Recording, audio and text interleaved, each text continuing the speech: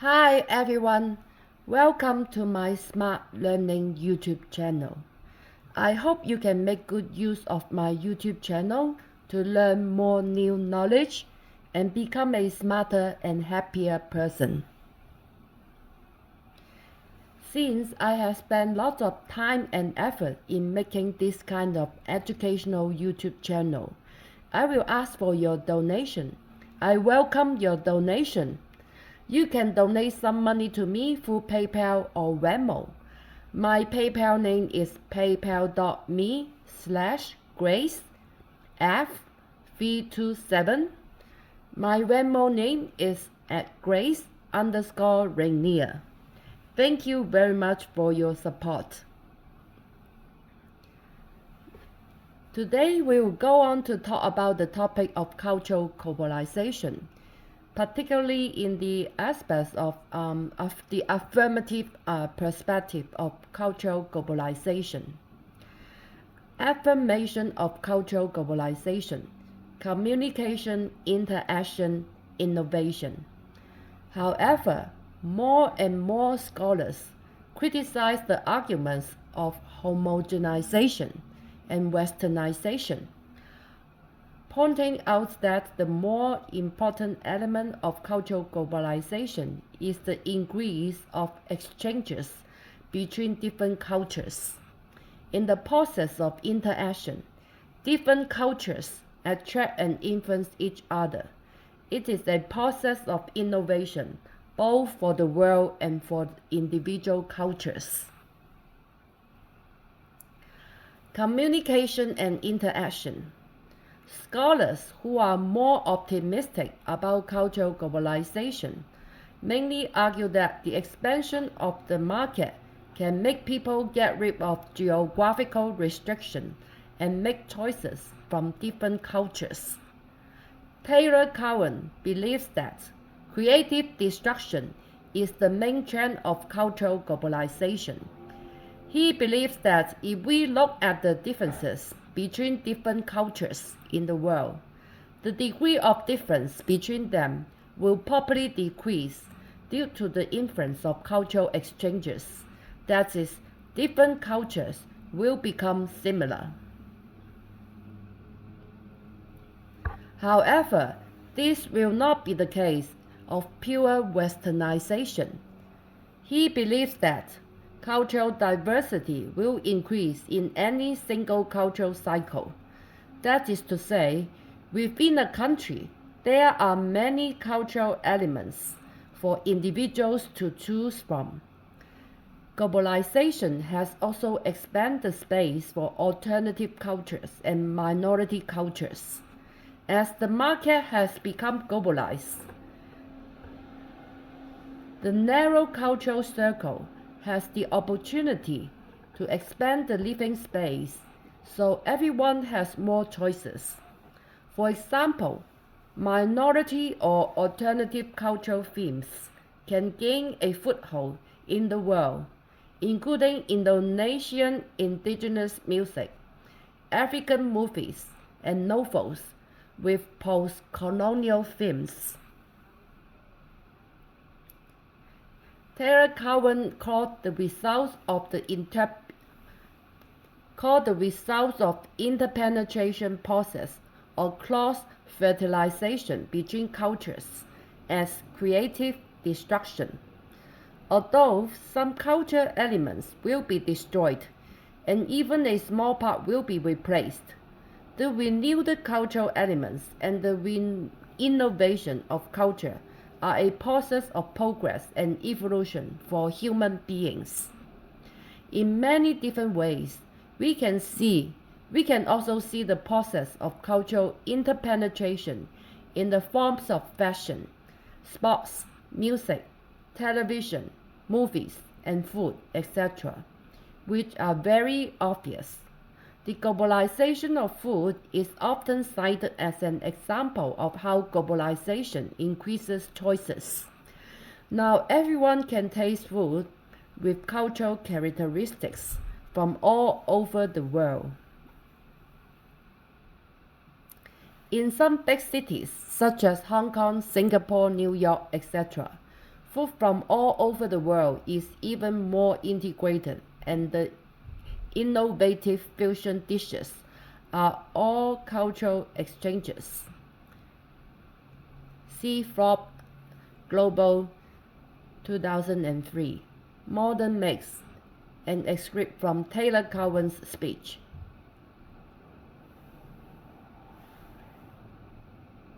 Philippe Legrand echoed this statement in the article Cultural Globalization is not Americanization, pointing out that in the development of cultural exchange and intercultural interpenetration, the so-called local and foreign distinctions are meaningless. For example, the so-called American Levi's jeans. In fact, after the German Levi Strauss immigrated to the United States, he used the denim fabric from France and applied the Italian Genoa sailor costumes to make a kind of pants. So the so-called American jeans are just European jeans that happened in the United States. It's just a mixture of cultures. In terms of food, Legrand points out that in the world, Italian pizza is more popular than hamburgers, and Chinese restaurants are spreading all over the world. The British favorite foreign takeout food is actually Indian curry.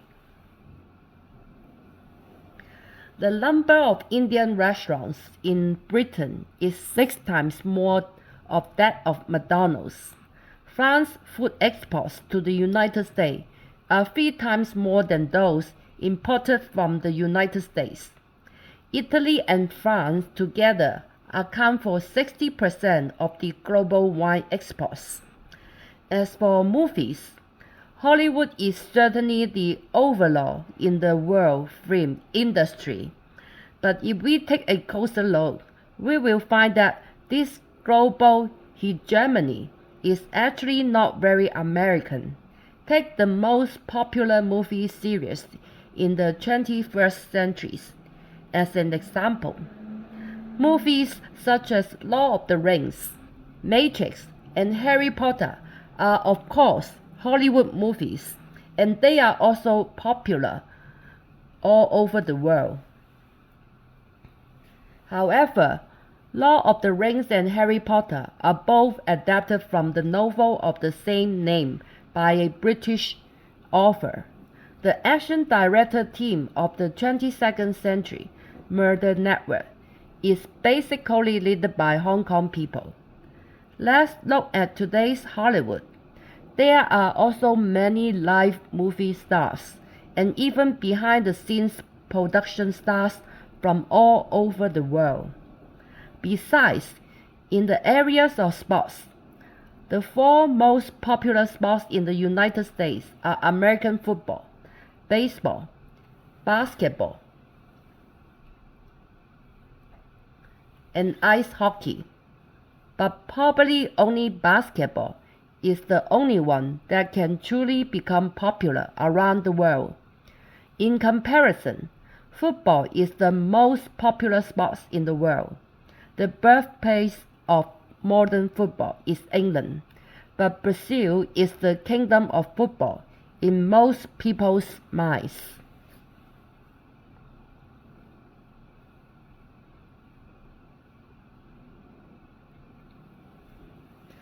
Although the British Premier League is one of the most watched football games in the world, David Beckham, the most beloved star in the United Kingdom, is playing in the Spanish League. The 2022-23 the 2022-2003 Premier League champion Manchester City. Its football manager is Joseph from Spain. In the year 2023 World Cup, Morocco has the highest number of foreign-born players. Its 14 players are mostly born in Western European countries. In fact, if you look at the playing style of football, the influence of globalization is more obvious. Today, the world's top teams have absorbed the strengths of each. The so-called eclecticism, the division of styles between countries, is no longer very obvious. If we look at the world football in the 1970s, we can probably still distinguish the so-called long pass rush in the UK, Brazil team's short pass infiltration into offensive football, Germany's liberal back-up assist, and Holland's free-line position in the front, center, and back interactive, all-round football with 10 ups and 10 downs. Italy's defensive midfielders cooperate with the left, center, and right backs, and the so-called cross defense by the swiper at the end. At present, basically the best teams gather the strengths of various teams, whether it is the top teams in Italy, Spain, or England. The division of style is much smaller than it was 10 or 20 years ago. Progress. This optimistic view is similar to Francis Fukuyama's The End of History and the Last Man that we talked about in the previous session. With the global promotion of products, cultural exchanges are more obvious, and a set of communicable cultures is gradually established among countries. Globalization not only strengthens the connection between countries, but also reduces the differences between countries and tends to unify countries. The world has reached the most ideal social organization model, which is the liberal and democratic way of capitalism. According to Fukuyama, all countries will eventually embark on the road of freedom and democracy. But why is this model the best? There are 3 reasons to explain this. The first is the victory of model of freedom and democracy. After the Cold War, the liberal democratic model of capitalism has proven its superiority. Only with competition can there be progress, and with the incentive of private property, people are driven to improve technology. The second is that democracy best satisfies man's need for recognition. The democratic system emphasizes people's participation, affirms people's rights, and makes people's status and dignity recognized. The third is to promote world peace. Since liberal democracy affirms the equality between people, bringing it to the level of international relations will change the irrational desire to hope that one's country is better than the other countries into a reasonable desire to be equal to other countries. Nowadays, the source of wealth no longer depends solely on land, manpower, and natural resources, but on the rational organization of technology, education, and labor. Finally, democracy agrees to principles such as equality and human rights, so they don't dispute each other's legitimacy. Liberal democracy has fundamentally changed the violent and aggressive instincts of human beings and eliminate the motives of imperialism. In fact, through cultural exchanges, we have indeed seen some old cultural traditions being replaced in different parts of the world, and we have also seen some new universal values prevailing. The popularization of some Western culture values, such as human equality and environmental protection awareness in the world, can indeed be regarded as a kind of progress. We don't have to feel sorry for some traditional cultural costumes being replaced. For example, Indian tradition require women to be buried with their husbands after death, and China's Qing dynasty requires women to bind their feet. Indeed, in history, through cultural exchanges and mutual penetration, human society tends to become more civilized, which is also an optimistic aspect of cultural globalization. Out of the globe, local binary thinking. We can go a step further and think outside the binary box. The so-called cultural globalization is not limited to the difference between the local and the global, let alone the distinction between homogeneity and diversity.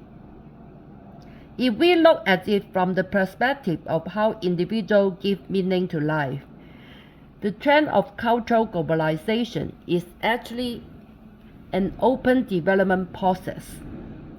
Even if everyone faces the same environment, buys the same products, and watches the same programs, different people can give different meaning to life. The vitality of local cultural elements. Throughout the history of the world, cultural exchanges and cultural interactions between fundamentally different societies have been taking place. We have never seen a society completely replace local culture with foreign culture, and there will always be a process of screening, evolution, and localization. In fact, many globalized things have very different local meanings in different societies. Even the same thing is endowed with different meanings in different societies.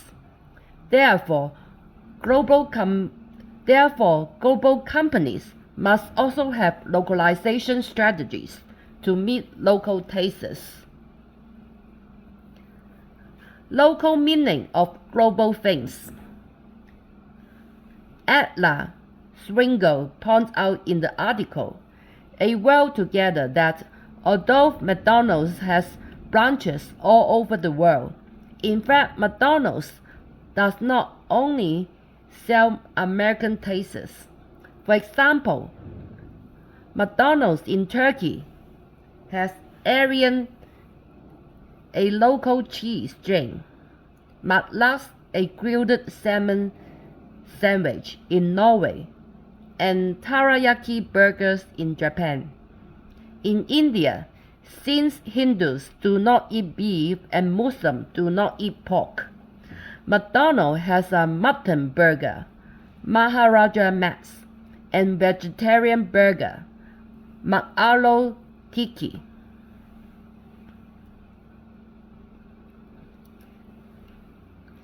Anthropologist Jeffrey Wasserstone has an interesting observation in a Mickey Mouse approach to globalization.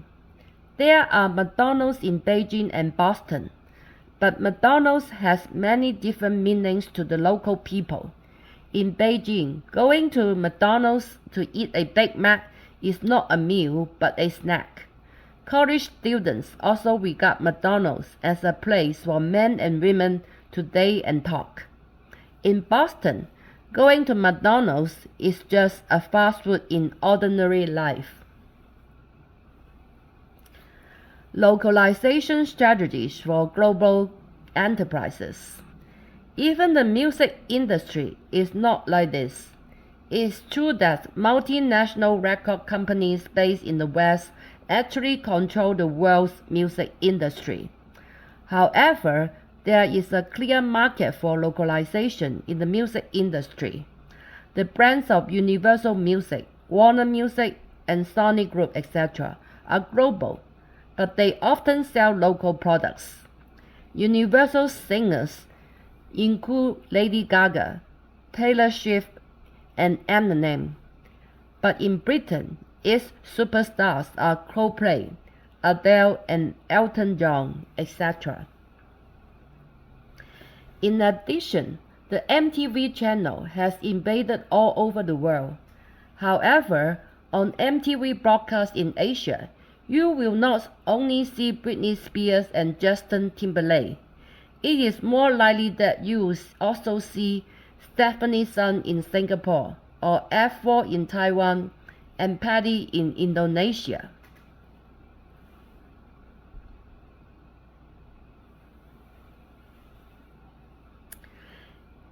Kenny Santana pointed out in the article MTV Goes to Asia that the reason why the MTV channel can successfully enter the Asian market is inseparable from its localization. MTV was launched in Japan in 1992, but it was not until MTV Asia was launched in 1995 and it officially opened the Asian market. Today, MTV Asia is more branched out of MTV Philippines, MTV Thailand, and MTV Indonesia channels. This is the localization strategies of world brands. Although Coca-Cola is sold well all over the world, in addition to Coca-Cola, Sprite, Fanta, and other global brands, Coca-Cola has launched local brands all over the world. John Shaw mentioned a few examples in Global Dimensions. Details can be found at Coca-Cola branch page. In United Kingdom, Coca-Cola has bottled water called Abbey Well. In Indonesia, it has a drinking water called Ace.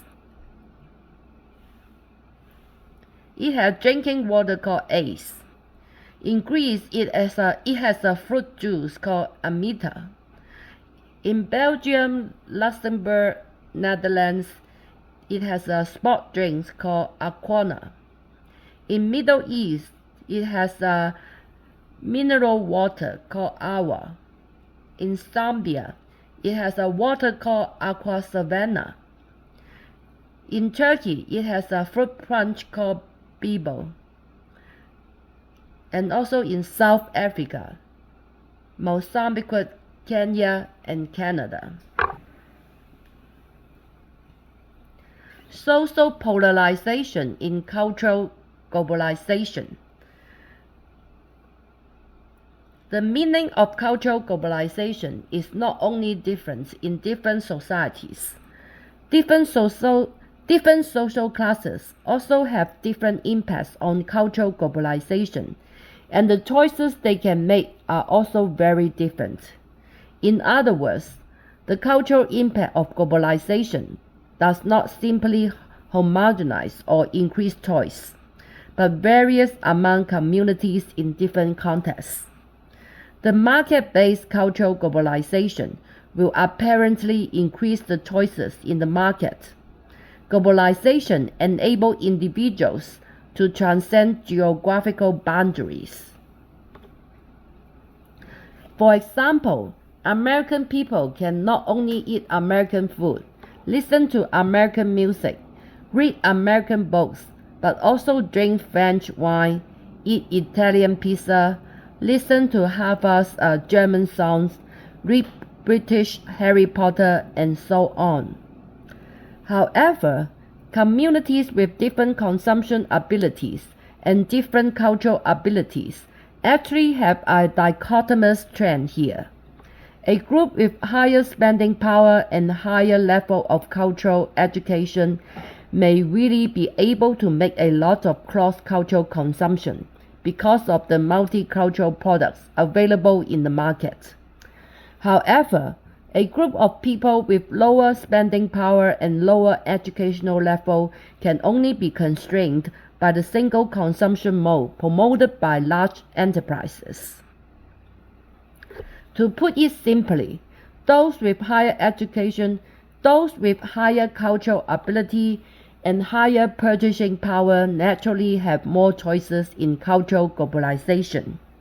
Classes with low cultural ability and low purchasing power are naturally limited by the vulgarization of market expansion and the influence of consumerism in globalization.